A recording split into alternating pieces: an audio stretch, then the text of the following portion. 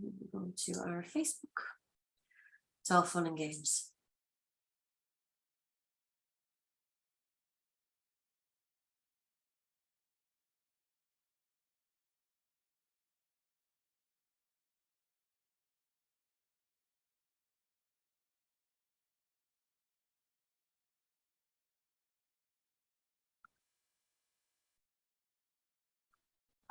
Okay, well, welcome everybody. I'm absolutely delighted to have you all here. Today we are looking at our Lunch and Learn for Autism. We're going to look at autism and autism in the workplace more specifically, but you'll get some ideas if you are working with children or young people as well. This is being streamed live on Facebook for anybody that wants to join us there. And of course, it will be up on YouTube then as well at the end. So I will hope to post that later this evening. Okay, so just to tell you a brief little bit about myself. My name is Jeanette Delahunty and I own TSK Academy Limited. I started the business essentially during COVID because I needed to keep a roof over their heads, and so I designed my workshops, which are a little bit more practical than the QQIs, and it gives you some real life information. So those workshops are usually available in the evenings, and we put them up on our website periodically throughout the year. You're welcome to join at any stage. So yesterday we looked at neurodiversity, and today we're looking at autism. And we're going to look at what autism is, what it isn't, some of the facts and figures that are related to autism, and how we can help our employees or our colleagues, and how that is going to help us in our business.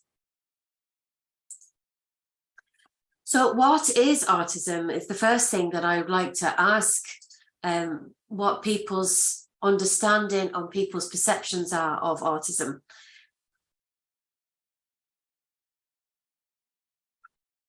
I just see, does anything come on the chat there on Facebook?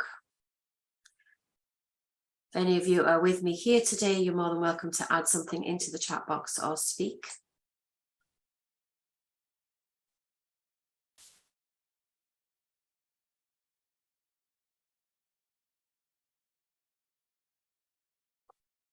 Okay, so lots of people's understanding of autism is very different. And the reason I asked that question is to try and get people's understanding and perceptions of what they feel autism is. It's very, very different for everybody because it's experienced differently by everybody. So if you are an autistic individual, you might experience different things. One of my sons, for example, is autistic, and he experiences his life very differently to another one of my sons who is autistic. And it's a very personal thing.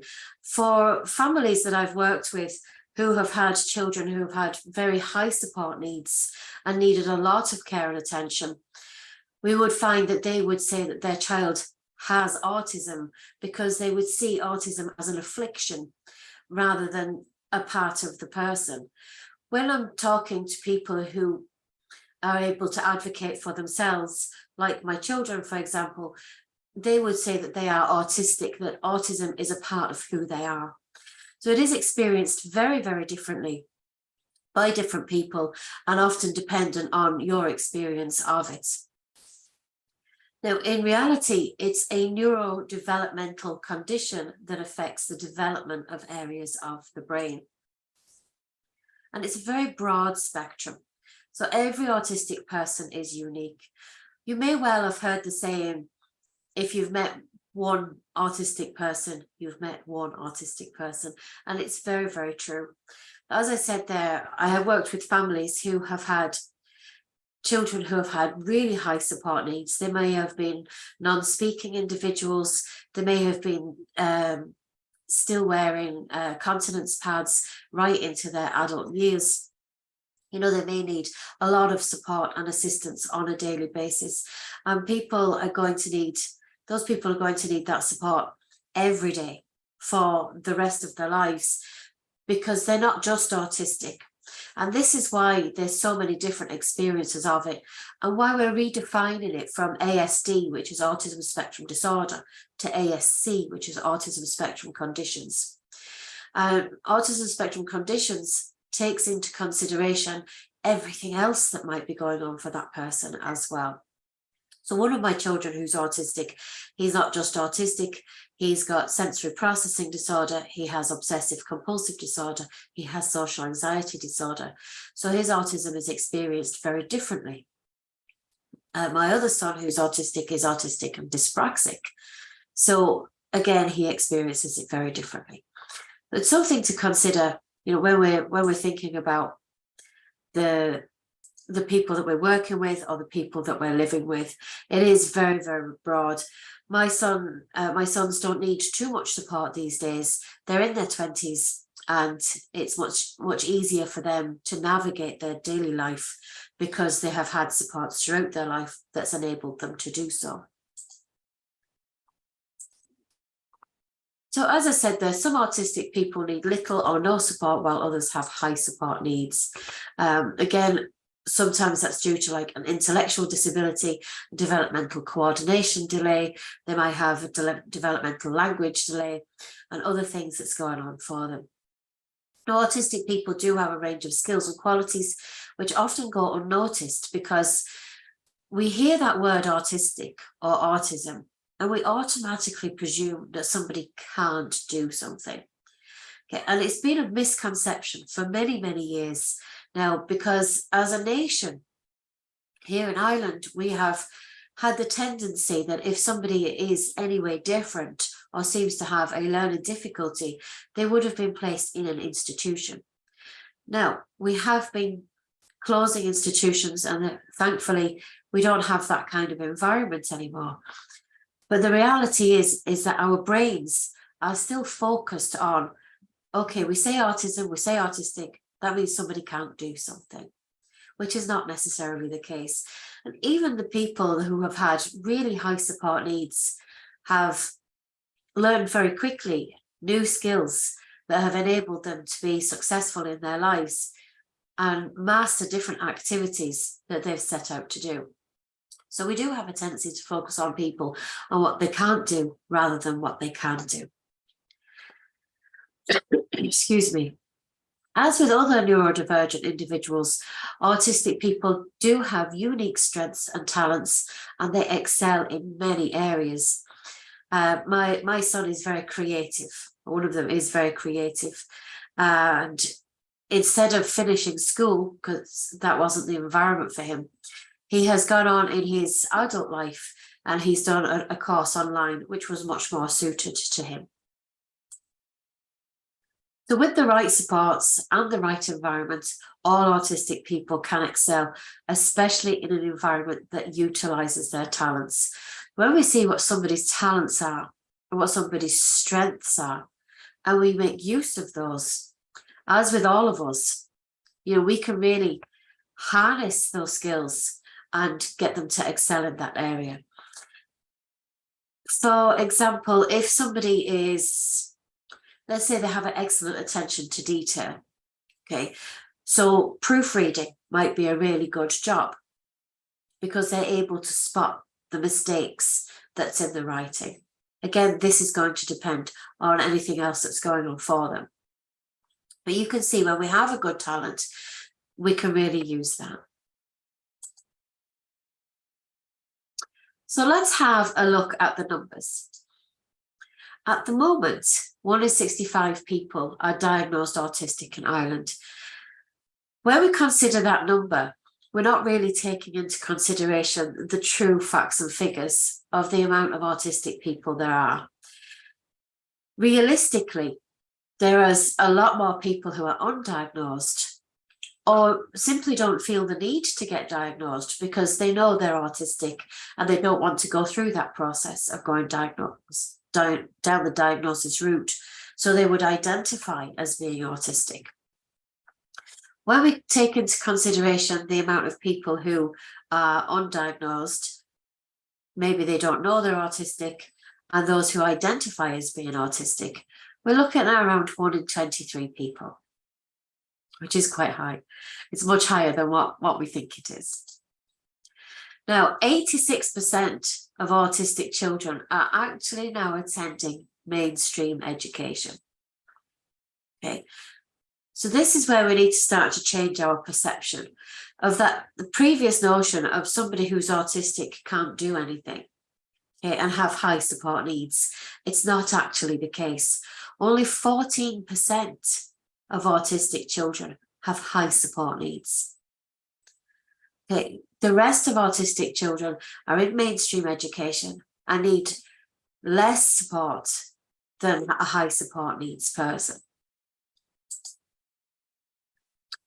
Autistic children are also going to grow up to be autistic adults. We do forget, I think, sometimes, because the way our system is built, we're very focused on helping the children and not really helping the adults.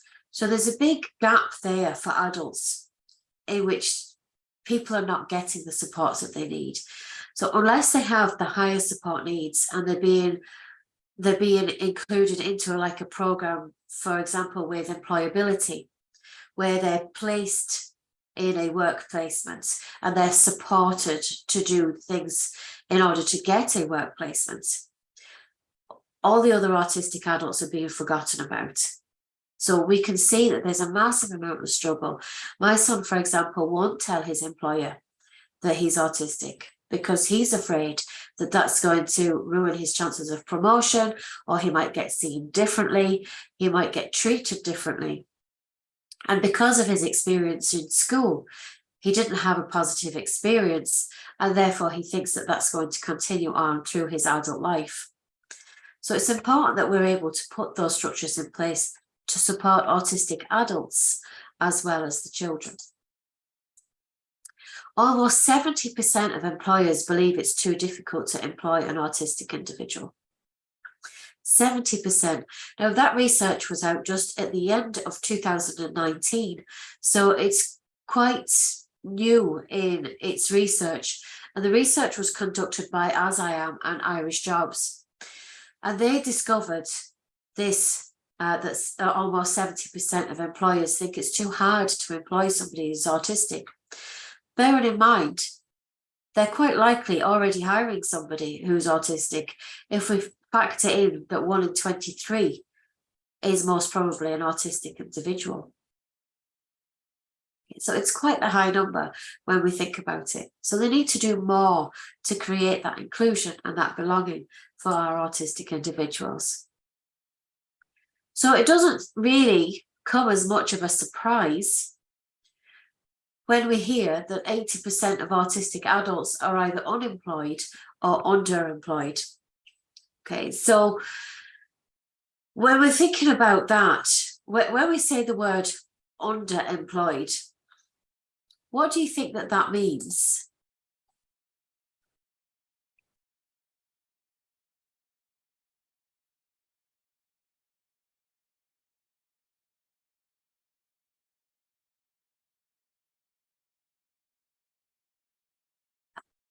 Okay, so underemployed, basically that's the likes of being placed into a job.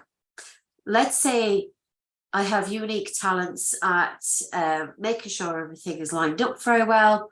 I like things just so. I have excellent attention to detail. And then I'm placed into a supermarket and I'm told to stack shelves. Okay, yes, where I may be very good at doing that job, it's not really using my talents to my full potential. So it's underemployment then is somebody who's not being recognised fully and valued as a member of the team. So what happens then is that we still have somebody who's going to struggle with their mental health because they're not in a job that is fulfilling them. So they're just placed into a job that somebody else thinks that they would be good at, or that they feel that that's the only job that they can get, rather than trying to aim higher because of all the stigma that has been attached on them previously.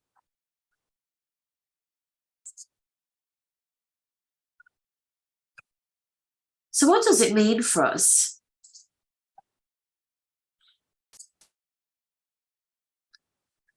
Essentially, we just need to do an awful lot more as a nation to support and accept autistic people into the workplace. We don't want people struggling with mental health issues.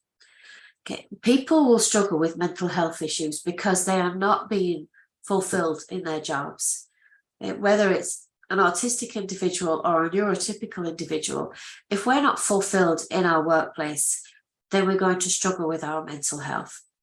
Okay, we need to be somewhere where we feel valued, where we belong, and somewhere where we can excel. So autistic people do have many strengths.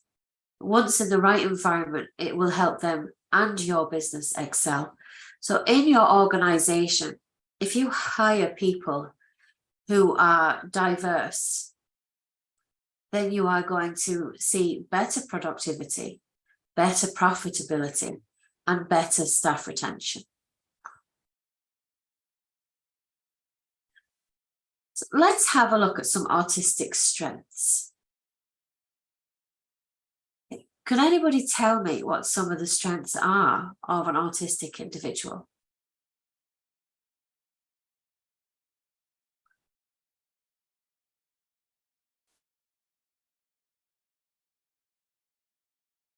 Yeah, exactly. So we might see somebody who is really focused on things that they have an interest in. And like everything, we can all have a good focus on things once we're interested in them. It can be very difficult to focus on something if we have no interest in it at all. They have expert knowledge in their interest areas. So if you are working with a child, for example, who is into trains, they're going to know everything that they can know about trains. Okay, so when we have an interest area, my interest area is neurodivergence. Okay, so I know a lot, not everything, but every day I'm still learning, and I'm still open to learning more and more each day. I have a super interest in all things to do with the mind, and I think that it's a great area to be in, especially when you are interested in autism and dyslexia, neurodivergence generally. Very reliable, a massive thing that we actually need for the workforce. We need to be reliable. They are honest, sometimes honest to a fault, in the sense that, let me give you an example. If I come out of my room and I'm wearing something that my son doesn't like, he will tell me, take it off, it's horrible. And you don't have any feelings in my house because you're going to get told things are horrible because of the honesty that's there. Now, unfortunately, that can be detrimental to some people because in our society, we're not accepting of people who are brutally honest. We are much more accepting of people who tell us lies maybe and say you look lovely in that dress when actually you don't.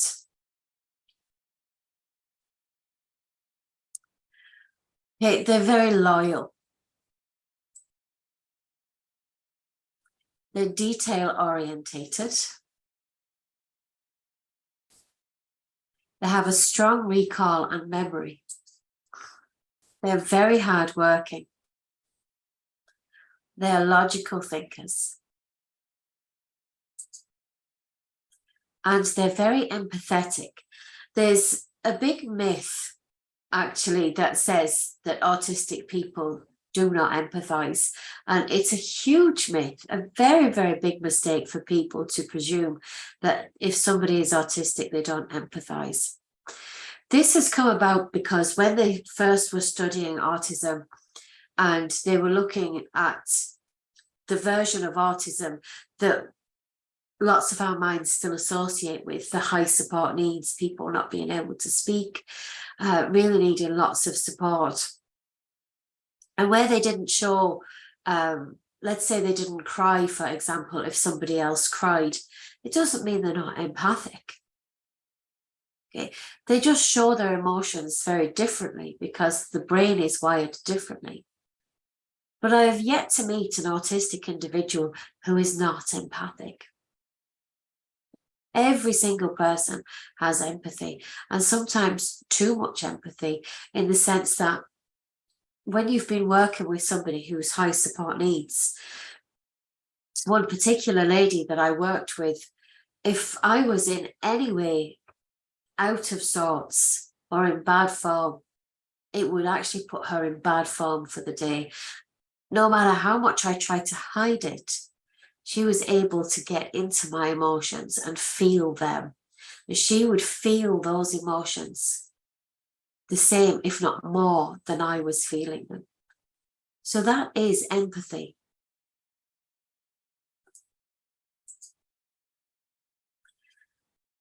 So we have lots of famous autistic individuals. Would anybody be able to tell me any of the famous autistic individuals?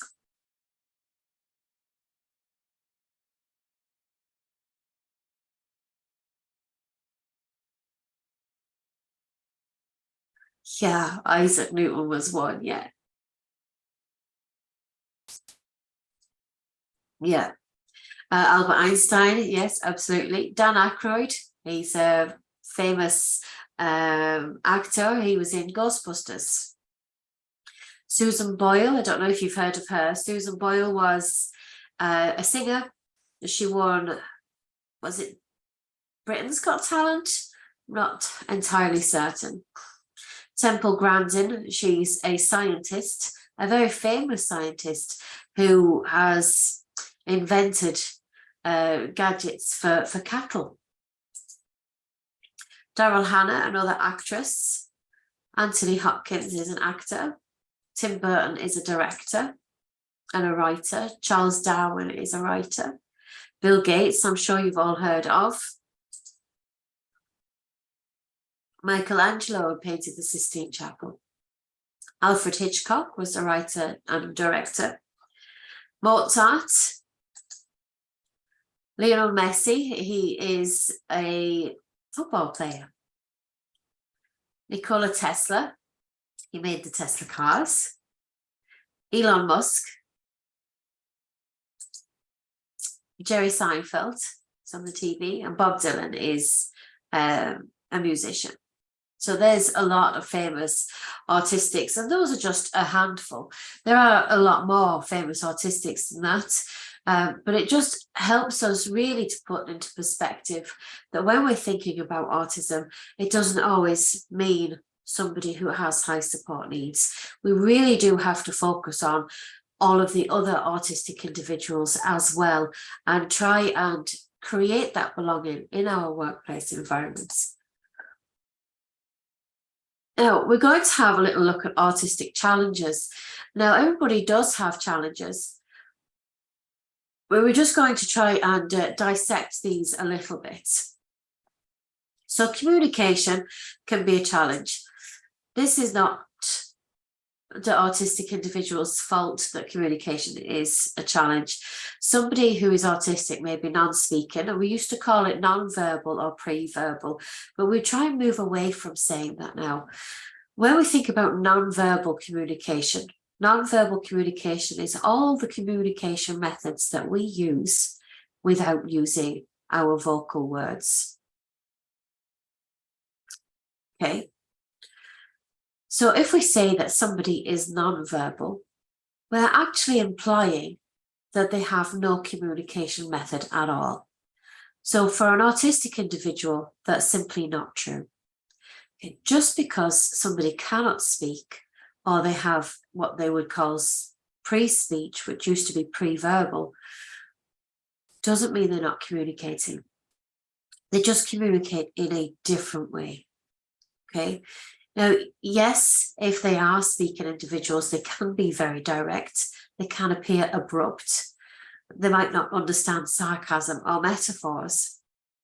But again, that's just because it's like a different language. Okay. We have to consider, let me think now, if you think about other cultures, there are other cultures which we would say would be abrupt. without putting anybody in it, people would say perhaps that German people are abrupt, okay? But they're not really abrupt. They just say what they mean and they say it quickly. Okay? Autistic people might say what they mean and they might just say it quickly. To some people, it might seem rude, but it's not rude. It just gets to the point much quicker. Okay, so an example, if my son said, that needs cleaning, it's dirty, he's stating the obvious, he's not being rude. Okay, whereas I might say, would you do me a really big favor? Would you go and clean that table for me? It looks a little dirty.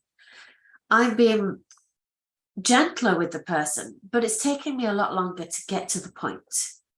Okay. Essentially, the way my son does it would be preferable.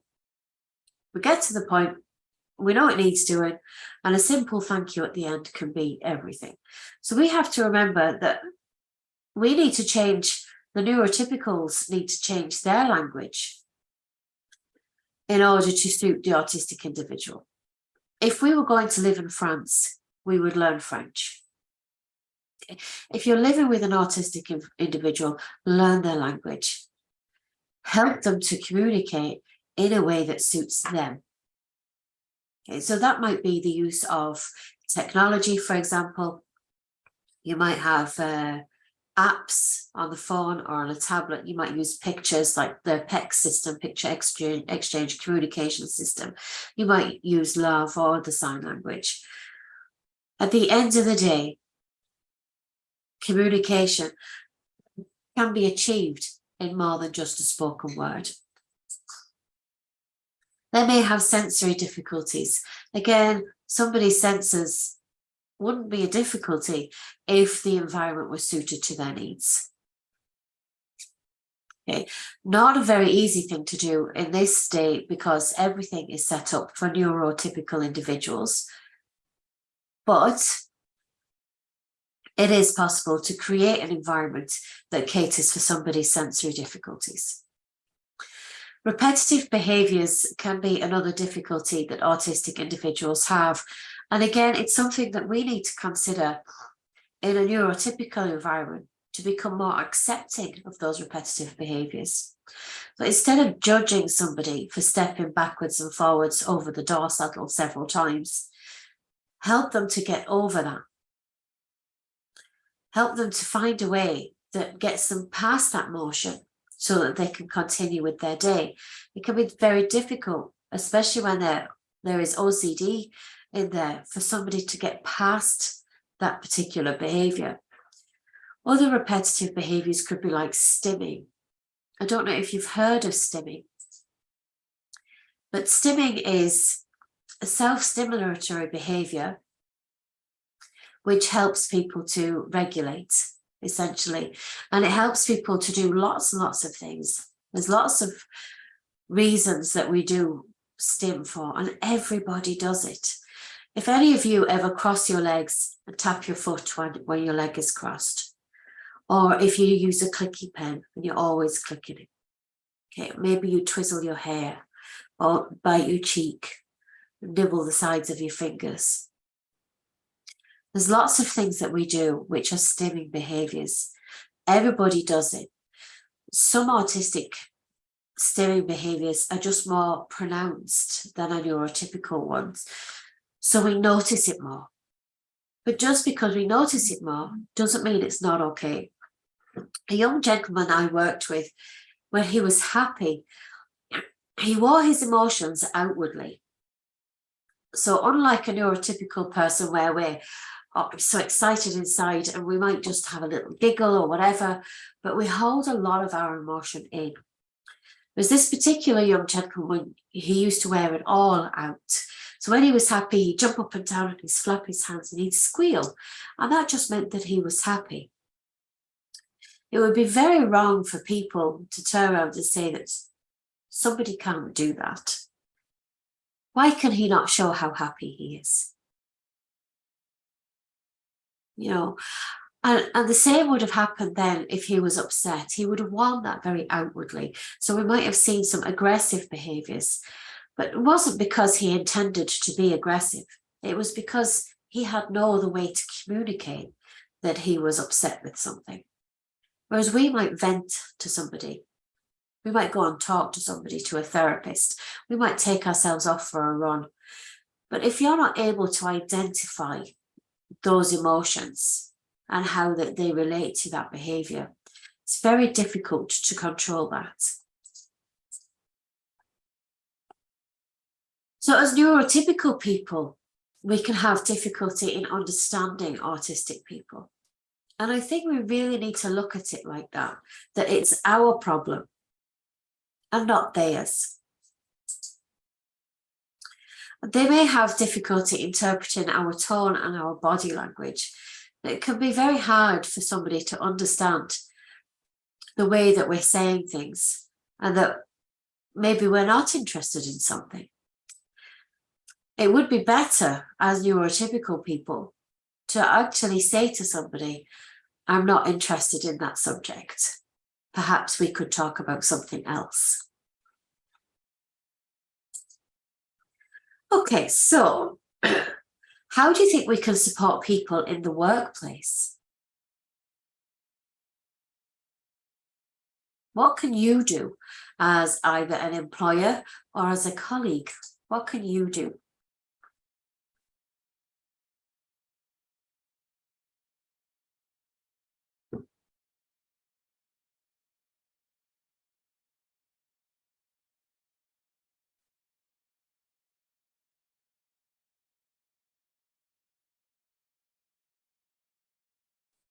Okay, so of course, this is going to depend really largely on the individual themselves and on their particular struggles or challenges. So think about focusing on their strengths and their talents, and how can you enhance these? How can you reduce their struggles and help people to identify what their struggles are if they are not sure of what they are themselves? Provide a quiet space and make this available to everyone. So this will help reduce stigma, and it will help them feel that they belong because everybody is getting that same treatment. Make sure to promote movement breaks. If somebody is struggling with sensory processing difficulties as well as autism, they might need more movement breaks than somebody else. And again, if somebody has ADHD as well as autism, again, they're going to need more movement breaks. Make sure you're fostering that culture of acceptance, openness, and inclusivity. When we're thinking about that, we're looking at opening the conversation. We need to open the conversation and talk about things openly, the same as we've started to do with mental health. And we're moving in the right direction with mental health. There's no reason why we can't move in the right direction with neurological conditions as well. Make sure you're checking in on people on a regular basis. So as an employer or as a colleague, recognize that one person who seems that little bit different, or who may sit in a corner and not want to talk to anybody. Recognize those people who don't seem to be making friends easily, and go over, make that effort, talk to them, ask them how their day is going, ask them how you can help them. Make sure you are sensory aware. So look at your environment and consider what can you do in your environment to make it much more sensory friendly. And most importantly, ask the person. You'd be amazed at what we can do when we ask somebody how we can help. Nobody knows themselves better than them. Consider things like fidget toys. You don't have to go to a lot of expense and look at fidget spinners or fidget cubes. You can use other things that are available depending on the type of workplace environment that you're in. So what do you have in your workplace that you can utilize as a fidgeter? Think about other things that you can support them with. There may be a learning difficulty as well as autism. They may have dyslexia as well as autism. Okay, so think about things that you can put in place that not only will support them, but will support everybody. Make sure you give lots of time to notify people about meetings. Tell people we're having a meeting on the 21st of March. That's a week away. It will be at 11 a.m. and you are expected to be there. Or you are expected to be there for the first 30 minutes. If there is something that needs to be addressed and the autistic individual needs to know about it, make sure you do that in the first few minutes of the meeting so that they have the option to get up and leave when they have had enough. As well, when you're giving a notification of the meeting, give them an agenda. Look at the time frames of your conversations. Not only will this make you more efficient, but it will also help people in understanding what to expect and when. Then there's no surprises, and they're much more calm when they're coming into a meeting, knowing that they have the option to leave as soon as they don't need to be there anymore. And are there minor changes to the environment that you could put in place to help avoid the sensory overwhelm? Dimming the lights, for example, putting dimmer switches on, creating that soothing environment, decluttering the environment. And of course, promote the use of lists, visuals, diaries, calendars, planners, and timetables. It's a really good idea in an organisation to have a diversity champion. A diversity champion is going to be the person that's checking in on everybody on a daily basis. They're making sure everybody has what they need, no matter what their diversity. So how is this going to help somebody with their business?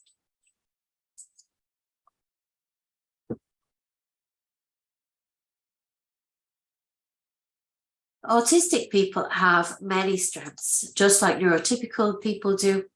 In fact, their strengths would be more profound than those of a neurotypical person.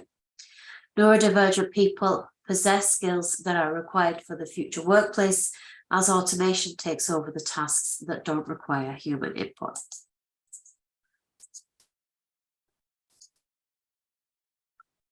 So autistic people have much more pronounced strengths in memory, thinking innovatively, paying attention to detail, specialist individual skills like reading, drawing, music, and computation. And those are just some of the ideas. As we've said already, every autistic person is unique and they're going to have excellent skills in different areas. And once we figure out what those are, or if they know what they are, that they can tell us, we'll be able to enhance that to really help our workplace environment. Companies have been gaining a competitive advantage. JP Morgan Chase, they have an Autism at Work initiative, and they have noted that their autistic individuals who work there make less errors than their neurotypical employees and are up to 140% more productive. Autistic employees often bring a hyper-focus to complex, repetitive tasks, which they can sustain over a longer period of time. And organisations who hire autistic employees have retention rates of more than 90% higher than average. And 86% of employers rated autistic employees as being more dependable, motivated, and engaged in their workplace. Now we just have time for a quick Q&A if anybody has any questions.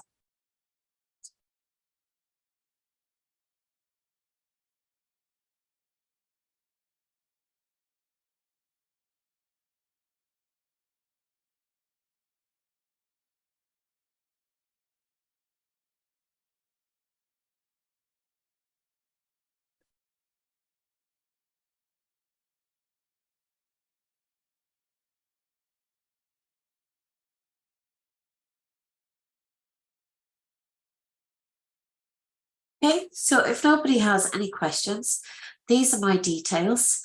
If anybody has any questions,